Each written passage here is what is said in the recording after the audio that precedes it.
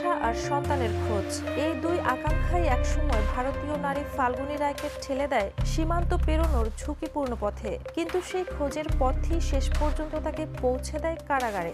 দীর্ঘ ৮ মাসের সাজা ভোগের পর অবশেষে আন্তর্জাতিক নারী দিবসের দিন নিজের দেশে ফিরলেন তিনি।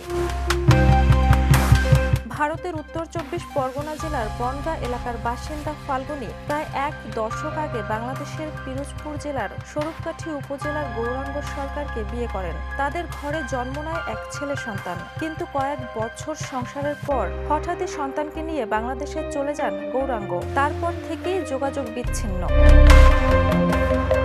বছরের পর বছর অপেক্ষার পর গত জুনে বৈধ কাগজপত্র নিয়ে বাংলাদেশে আসেন ফাল্গুনী। কিন্তু স্বামীর বাড়িতে গিয়ে অপমান, মারধর আর পাসপোর্ট ছিনিয়ে নেওয়ার অভিযোগ ওঠে। অসহায় অবস্থায় তিনি মহেশপুর সীমান্ত দিয়ে অবৈধভাবে ভারতে ফেরার চেষ্টা করলে বিজিবির হাতে আটক হন।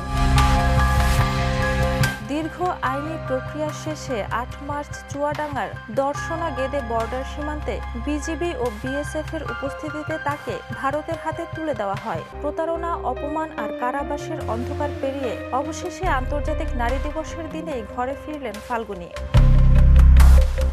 National desk, the news.